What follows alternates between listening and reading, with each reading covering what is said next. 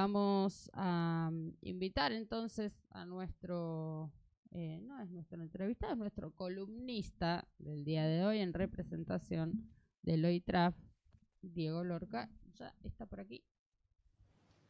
Hola, buen día, ¿cómo están? Ay, te escuchamos muy bajito nosotros. Buen día, sí, se ¿Se escucha. escucha muy bajito? Ahí va. ¿Cómo andan? Muy bien. ¿Nos hablas del más allá, Diego? De nuevo, como la vez pasada. Otra vez. Siempre estoy del más allá. Ahí está. Eso también hay que... Ahí está, un poco más acá. Ahora estoy más acá. Sí. Estoy ahí, en la silla con ustedes. No, Me falta el pullover del perfecto. Cachi y soy un nomás del equipo. Claro. Sí. Ah, mira, claro, Claro. tiene el fondo. Muy bien, me gusta. Todo el me gusta. fondo oficial de Nodal. Bien. Y sí, No sabés, estuvimos con el Luquitas haciendo el fondo ese hasta altas horas de la noche. sí. Para que quede igual al que tienen ustedes allá en el estudio. Y me parece que lo Perfecto hemos les logrado. quedó. Parece el mismo, Diego. Sí, es que es un poco más chico porque no nos alcanzaba el material, pero Claro. Pero hemos hecho el mismo, creemos. parecido, muy parecido acá estoy viendo. Yo no sé por qué de repente estoy más de costado, no, no puedo estar, pero Para que nos miremos. para que nos Pero yo miremos, pero vos tendría tenés que que- mirar para Como allá. que tienen el monitor allá. Claro. Bueno, Bueno, pero- qué gusto tenerte, Diego, para analizar un poco el trasfondo, ¿no? Del fenómeno migratorio, de la crisis migratoria. Yo quería recordar, digo, que el Secote es como la sucursal, ¿no? En América Latina, donde mandan a los deportados del país del norte, pero en Florida hay un gran centro de detención también, ¿no? Recordando y enlazando lo que hablábamos al principio, de dónde salen, ¿no? Los operadores del gobierno, de los gobiernos norteamericanos en la región, ¿no? Que en general tienen que ver con familias de origen cubano, ¿no?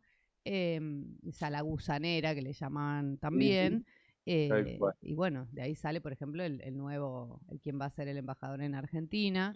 Digo, todo tiene que ver con todo y además es un poco el pago, porque Marco Rubio es el primero de origen latino que va a ocupar la Secretaría de Estado. El primer cubano. Claro, y es un poco el pago porque la comunidad latina en Estados Unidos fue central para ganar las elecciones de Trump, ¿no? Eso también hay que decirlo, porque es un poco lo que hablamos, cómo explicamos esto, ¿no? El trato que le está dando Trump a una población que lo votó, ¿no? Y un poco charlábamos de que esta política en relación a los migrantes y las migrantes latinas tiene larga data, digo, y va más allá de los gobiernos demócratas y republicanos, porque Trump está haciendo propaganda, pero Biden también tenía, obviamente, esta política de deportación y violación a los derechos humanos de, bueno, familias enteras que llegaban a Estados Unidos en busca de un futuro mejor, ¿no? Así que, bueno, Diego, te vamos a aprovechar un poco para charlar sobre este tema, de qué vienen viendo desde el Observatorio del Trabajo del Futuro. Bien, bueno, un poco vamos a hablar también del tema que estaban trayendo, digamos, como vamos a ver unos hechos destacados que hacen al debate, ¿no? De las migraciones en el mundo. Vamos a también diferenciar un poco, sobre todo para nuestra audiencia de Nodal, qué es un migrante y qué es un refugiado, que a veces son dos conceptos y categorías que se mezclan, que se nos confunden, pero en la práctica traen consecuencias legales totalmente diferentes. Vamos a ver cuáles son esos países, los países que más reciben migrantes y cuáles son aquellos países que más son emisores de migrantes y de refugiados. Y nos vamos a meter un poco, sí, en la cárcel, mira, me salió porque se llama Alligator Alcatraz, como la cárcel de Alcatraz, en este centro de refugiados que ha hecho Donald Trump, el gobierno republicano, en los Estados Unidos. Pero entonces, qué abuso, porque la verdad es que pero por todos lados se le cuela la represión. Ponerle Alcatraz a un centro de refugiados no es un montón, chicos. La impunidad del poder no es un montón. Bueno, dale. Sí, tal cual, Perdón. tal cual. Continúa. Es un montón aparte cómo se criminaliza, ¿no? La migración, siendo que la historia de la humanidad es la historia de las grandes migraciones, digamos. Cuando nosotros nos pusimos a ver la columna, encontrábamos grandes migraciones de hace miles y miles de años, digamos, desde que, por ejemplo, hay indicios de que la cuna de la humanidad es África, ¿no? Y también hay indicios de cuando los humanos empezamos a salir de África para poblar el planeta, para poblar primero el Medio Oriente, Asia y finalmente para poblar nuestro continente latinoamericano. Entonces digo, después si nos venimos más acá en la historia, sabemos que las guerras, sobre todo las guerras mundiales, la Guerra Fría y los actuales conflictos bélicos, también han sido causas importantes y profundas de refugiados y migrantes. Pero vamos a diferenciar primero entonces qué es un migrante, que es toda aquella persona que se traslada voluntariamente de un lugar al otro. Y se le dice voluntariamente porque no se ve forzado por la fuerza o por la violencia directa, pero obviamente se ve forzado por un contexto hostil. Las principales causas de la migración son buscar trabajo, buscar educación para sus hijos o reunir a la familia. Y la definición de un refugiado es aquella persona que se va de su país o que se desplaza hacia el interior de su país por motivos directamente que tienen que estar vinculados con que alguien, un gobierno, un actor, una organización paramilitar, un grupo político, persigue, digamos, a esas personas que terminan teniendo el carácter de refugiados y que es protegido, digamos, por la ley, por una ley que una convención de Ginebra de 1951, que al darle el estatus de refugiados, digamos, le permite, o sea, lo obliga al país receptor a recibirlo y le prohíbe deportar a ese refugiado. Entonces, vemos que en el mundo la migración ha aumentado, sobre todo en los últimos 20 años. Vemos un aumento y un crecimiento de la migración de un 40, un 45%. Actualmente 304 millones de personas en el mundo son migrantes, lo que nos sitúa en el 4% de la población mundial. Y tenemos 123 millones de personas que son desplazados, que son refugiados, sido obligados a un desplazamiento forzoso. Esa cantidad de Ay, ¿sabes qué, Diego Lorca? Venís con estos números que son importantes para ver la dimensión del fenómeno, pero ese cable que los sábados también, durante mi tirintro, hace ruido, sigue haciendo ruido, chicos. ¿Sí? Sí. ¿Estamos? Ahí también se escucha el ruidito. El chorrillero.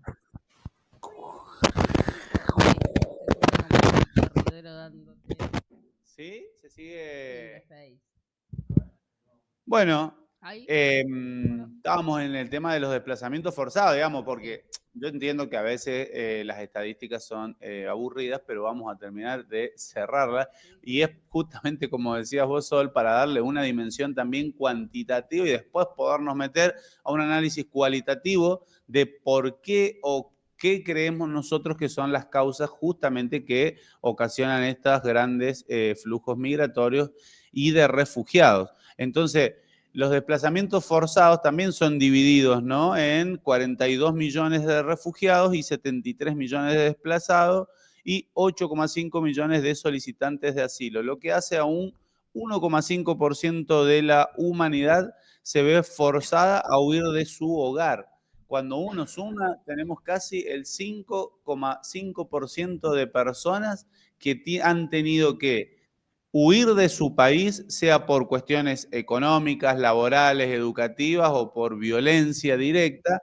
Tenemos un gran porcentaje de la humanidad que anda, por aquí me están llegando muchas cositas, que anda por el mundo, digamos, viajando y tratando de encontrar eso, ¿no? Un lugar donde poder establecerse, ya sea laboralmente, familiarmente, educativamente. Obviamente que también esto trae aparejados que tanto migrantes como refugiados en los países que son recibidos se enfrentan a condiciones laborales sumamente de explotación, de informalidad laboral mínimo, y en general estos trabajadores migrantes son ocupados en trabajos de muy baja remuneración y de muy baja calificación, como por ejemplo en los servicios, sobre todo actualmente los servicios digitales, los trabajos de plataforma, en la industria de la construcción y en menor medida en lo que es la agricultura la producción agrícola, ¿bien? Eso como para decir, esto es la cantidad de gente, ¿no? La cantidad de gente es casi el 6% de la humanidad entre migrantes y refugiados que se ve obligado por distintos motivos a tener que trasladarse de su país de origen. Y ahí llegamos a 3 hechos que esta semana han movido, digamos, el tema. Ahí voy. Sí, sí, sí. Son los migrantes, Son chiques, los no migrantes, paran de o llegar, son no los paran de Uber llegar. que vienen, no sé, pero alguien que... Es la Sí, sí. migra que Acá hay desplazados internos del interior profundo de la provincia que vienen al centro, saturan los kioscos, las panaderías y no podemos nosotros, tenemos que hacer una gran fila para poder comprar pan. ¿Vos Bueno, te esto parece? No, sí, tenemos un problema. esto que hacía un poco de chiste, es lo que le pasa a los habitantes, que es uno de los hechos importantes, a los habitantes de la ciudad de Torre Murcia en España, ¿no? Que hemos visto esta semana tipo cacerías de migrantes, ¿no? Hubo un hecho que fue un hecho particular de un anciano en la tercera edad en la ciudad de Torres de Murcia, el sureste de España, que fue atacado por 3 personas encapuchadas, supuestos migrantes, digo supuestos migrantes porque estaban encapuchados, atacaron a este anciano de 70 años que salía a dar su caminata diaria, y de repente se generó un fenómeno de xenofobia generalizado en la ciudad, que empezaron a organizar pandillas que iban a cazar literalmente a migrantes, ¿no? Sobre todo migrantes del norte de África, que por distintas situaciones, ya dijimos, laborales o de conflictos bélicos, terminan migrando hacia España, ¿no? Del noreste de África hacia España, y eso ocasiona también estas respuestas xenófobas en España, que hemos estado viendo estos días, pero también hemos estado viendo lo que ustedes dijeron, que no lo voy a desarrollar, que tiene que ver con la liberación de los ciudadanos venezolanos presos, detenidos, secuestrados en la cárcel del Secot, en la cárcel del Salvador, lo que fue un intercambio, como bien desarrollaron ustedes, y un hecho que también ha movido la agenda de migrantes en julio tiene que ver con la cárcel, como lo decía recién, perdón, es la segunda vez que digo cárcel, pero no lo puedo concebir como un centro de migrantes. Claro. Me cuesta concebir como centro de migrantes, y ahí ya nos metemos en Aligator Alcatraz, a un centro, ¿no? Que está ubicado, que tiene capacidad para 5.000 camas, y que está ubicado en una reserva, ¿no? Una reserva natural rodeado de anacondas. Bueno, anaconda no específicamente, pero es un animal constrictor ahí de una serpiente que ¿Y alligator se llama porque hay cocodrilos alrededor, por ejemplo? Sí, ¿No? para mí que sí. Claro, hay cocodrilos, hay de todo tipo, una reserva natural, y el argumento es increíble. El argumento es que la hacen ahí porque esa barrera biológica, que son todos esos animales y depredadores, hace imposible que cualquier persona se escape, digamos. O sea que claro, no tiene no mucha sabes, pinta de centro de refugiado, digamos. claro, un centro de refugiados que es literalmente un centro de detención de migrantes, digamos, de migrantes que ellos deciden, ¿no? Entonces, bueno, como les decía, entró en operatividad el 3 de julio, lo anunció el presidente Donald Trump el 19 de junio, el 1 de julio le inauguró, y el 3 de julio, ahora me doy cuenta, el día antes de la independencia del país del norte, entró en operaciones este centro de detención de migrantes. Obviamente lo promueven el gobernador de la Florida, Ron DeSantis, y el presidente Donald Trump, que sabemos nosotros que vino haciendo campaña desde que asumió en contra de los migrantes. ¿Qué es lo que pasa con el tema de los migrantes en Estados Unidos? Que ha aumentado, ¿no? Desde que los detenidos por migración a nivel federal aumentaron desde 56.000 que hay en junio de este año, y 39.000 que había cuando Trump asumió. O sea, de 39.000 detenidos migrantes que habían cuando Trump asumió, ahora tenemos casi 20.000 más. Es un 40% más de migrantes detenidos, y para esas situaciones que han creado esta cárcel de Alligator Alcatraz. Bueno, eso es más o menos, sabemos que en el mundo hay un montón de centros de refugiados y sabemos que hay un montón de países emisores y receptores. Yo lo voy a decir rápidamente, así nos podemos meter un minuto con cuáles son justamente las causas sistémicas en este sistema de producción capitalista que hace que existan migrantes y refugiados también. Los países no saben lo que es la columna, chicos. O sea, es más grande que la cordillera del... Pero que dice que la cordillera es la columna de Latinoamérica. Bueno, esta columna llega hasta allá, hasta el Polo Norte, por eso es que voy y vengo. Los principales países receptores de migrantes son Estados Unidos, Alemania, Arabia Saudita, Reino Unido, Canadá, Australia, España y Francia. Y los principales países emisores son Siria, Venezuela, México, Afganistán, Sudán del Sur, Bangladesh, India, Honduras, El Salvador, Guatemala y los Rohingya de Myanmar, ¿no? Entonces ahí uno empieza a ver que hay países de los que anteriormente, en la etapa anterior de capitalista, se le decían países centrales, desarrollados industrialmente, ¿no? Con mucha tecnología incorporada en su proceso de producción, y tenemos países donde tenemos grandes cantidades de personas con un bajo grado de tecnificación de sus procesos laborales y productivos, y entonces la gente ¿dónde va a migrar? ¿Dónde están los trabajos mejores calificados o dónde están los trabajos? Porque sabemos que en esta nueva fase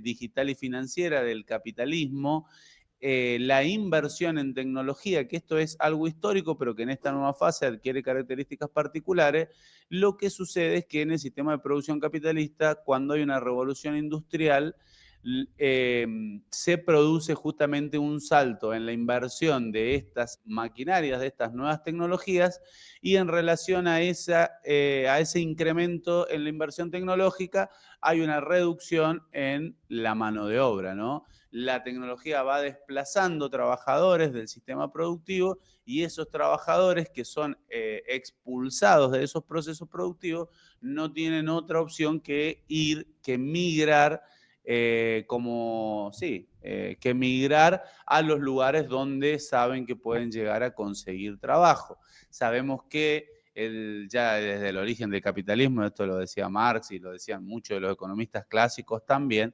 de que el sistema capitalista funciona con un ejército de reserva.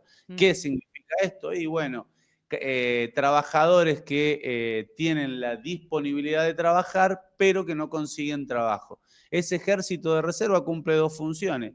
Como dice la palabra, ser reserva para cuando a mí me faltan trabajadores, pero además es un determinante del salario y de las condiciones de trabajo de los trabajadores formales, porque a mayor ejército de reserva, menor salario y condiciones laborales para los trabajadores que quedan incluidos en el sistema.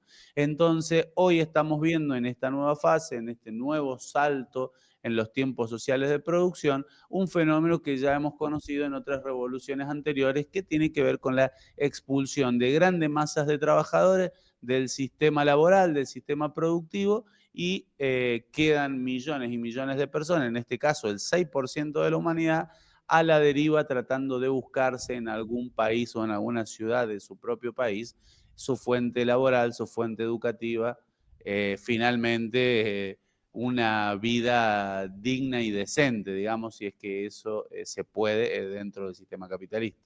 Que en la mayoría de los casos tampoco se cumple, ¿no? Creo que ya asistimos en esta fase al fin definitivo del sueño americano, que nunca existió, digo, pero ya estas familias van en búsqueda de mejores condiciones y no las terminan encontrando tampoco por esta situación estructural, Diego, que nos comentabas, ¿no? Y van a hacer además el trabajo que nadie quiere hacer, ¿no? Esta mano de obra barata o trabajos poco calificados y creo que explica también esto que decís, ¿no? De cómo ese ejército de reserva, por eso se le llama ejército de migrantes, ¿no?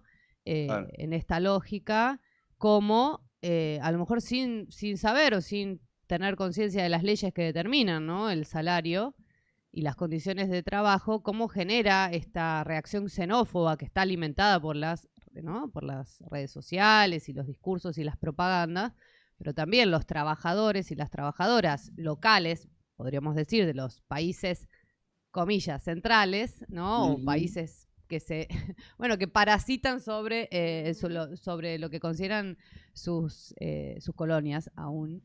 Esos trabajadores también empiezan a ver como amenaza ese ejército de migrantes, ¿no? Que viene, ¿no? Y de ahí vienen a robarnos el trabajo, me parece. Claro. ¿No? Ahí empieza, ¿no?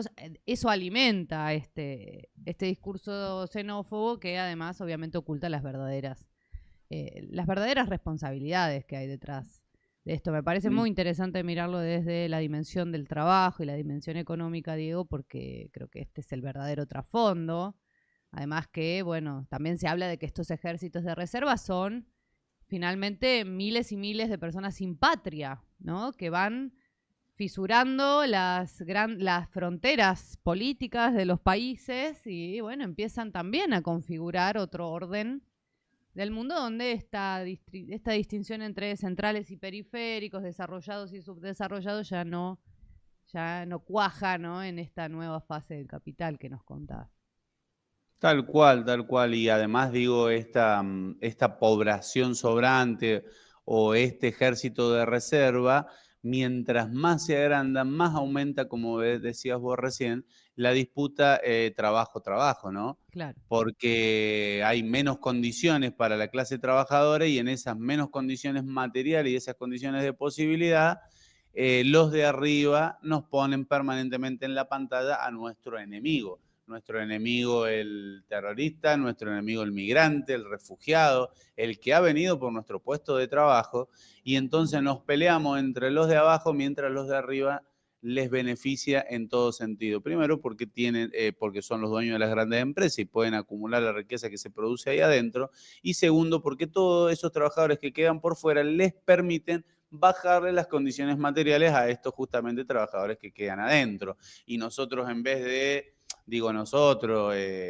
la humanidad en su conjunto, difícilmente hagamos el diagnóstico de fondo, que pocas veces se hace también en los medios de comunicación, y nos terminan poniendo fotos de migrantes, se estimula mucho la xenofobia, ¿no? La discriminación, la violencia, que en este contexto político gobernado por neoconservadores en muchos de los países del mundo, sabemos que ese discurso de odio se dirige desde los kirchneristas, los wokistas, a los migrantes con una facilidad que solamente ellos lo saben hacer y que nos ponen a pelear entre trabajadores de distintas condiciones y nos ocultan justamente quiénes son los verdaderos responsables de la pobreza, de la explotación y finalmente hasta de la desocupación.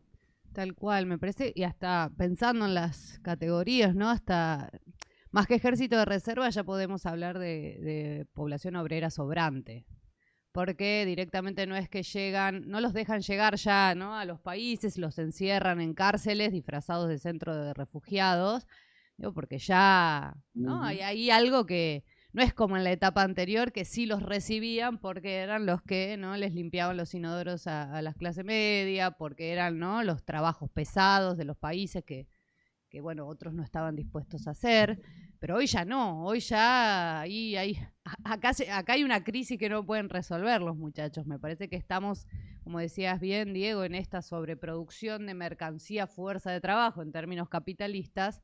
Bueno, empiezan a generar estas crisis que ya ni siquiera ya al sistema ni les importa mantenerte vivo, ¿no? Porque son condiciones ya de ley de la selva, donde o te encierran en cárceles porque no saben dónde ponerte, o directamente te dejan morir, ¿no? En balsas, ¿no? En esa desesperación. Sí, ya no hay lugar, es lo que acabas de decir, sobreproducción de fuerza de trabajo, ya el capital y el avance tecnológico, el aumento del capital constante, no necesita, el desarrollo de eso, ¿no? De la fuerza productiva, no necesita tanta gente, ni siquiera en las peores condiciones laborales.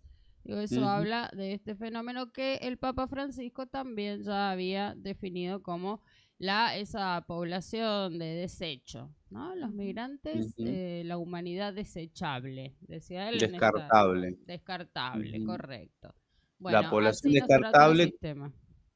Sí, que encima si uno ve en relación de decir, bueno, los migrantes, que decía la Emi recién y que lo mencionamos al principio de la columna, antes iban a trabajar en servicios de limpieza y ahora los mismos servicios de limpieza, por ejemplo, se están automatizando, se están robotizando. Cuando uno ve tan simpáticamente, ay, el robot Optimus que sacó Elon Musk para que sea tu acompañante en tu casa, también te acompaña, te lava la ropa, te plancha, te ordena, digamos.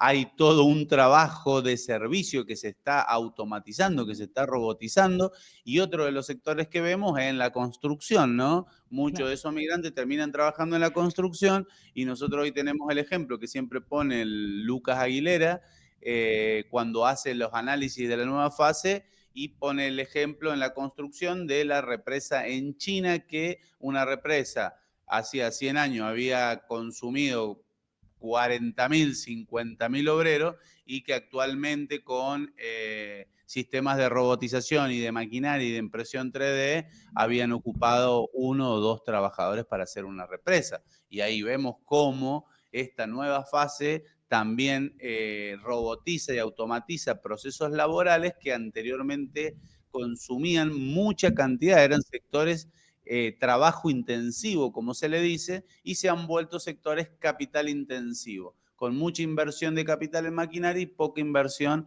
en trabajadores. Y finalmente la agricultura, que nosotros vemos como como el monocultivo, ¿no? Como la agricultura de monocultivo a gran escala, también se está automatizando, se está robotizando con un sistema de drones, de GPS, de etcétera, etcétera, etcétera, que hace también, a diferencia de anteriores fases, hace que haya muchísimos menos puestos de trabajo, aunque sea en condiciones desfavorables.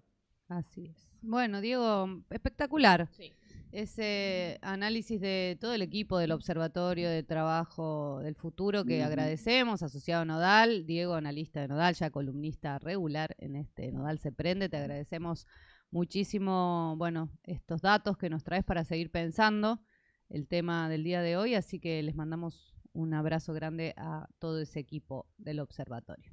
Y gracias bueno, a vos, muchísimas gracias, saludos para ustedes, para todos los compañeros y compañeras del observatorio y que tengan un buen miércoles. Gracias. Que tengas buen miércoles. Gracias, les quedó muy lindo el estudio también, han trabajado hasta tarde.